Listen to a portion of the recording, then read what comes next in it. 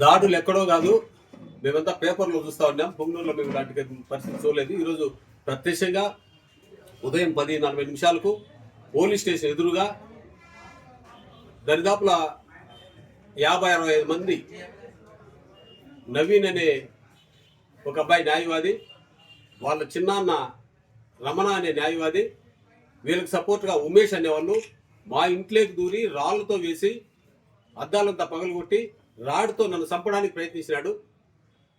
Police station ఎదురుగా ఇంత జరుగుతూ ఉంటే ఇది ప్రజాస్వామ్యమా లేకపోతే రాక్షస పాలన అని అడుగుతున్నాయి. నిన్నటి వరకు మా ఎస్పీ గారు, డిఎస్పీ గారు ఇక్కడ మాక్ డ్రిల్లింగ్ చేశారు.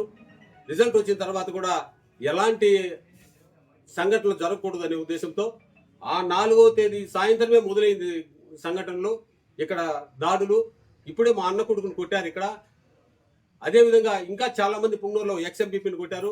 నేను కూడా ఒక ఎక్స్ఎంపీపీని, న్యాయవాదుల సంఘ అధ్యక్షుడిని, జడ్పీ ఫ్లోర్ లీడర్గా పనిచేశాను. నేను లా అబైడింగ్ సిటిజన్ని. ఎప్పుడు కూడా మేము ఇంతవరకు లా బ్రేకింగ్ అనేటువంటిది మాకు తెలియదు.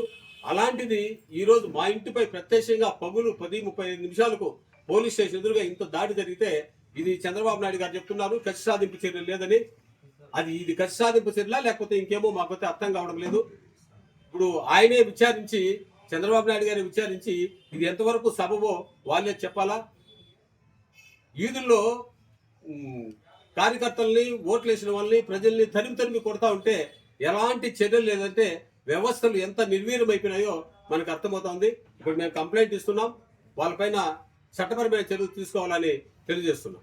పాపం పోలీసు సిఐ గారు, డిఎస్పీ గారు వచ్చి ఏమండి ఇదని చెప్పేసి పోయినారు. వాళ్ళ అసలు దాడి చేసిన వాళ్ళకి పట్టుకొస్తే కదా, దాడి చేసిన వాళ్ళు పట్టుకొచ్చి వాళ్ళపైన కేసులు పెడితే అప్పుడు పోలీసింగ్ ఉంది అనుకుంటాము.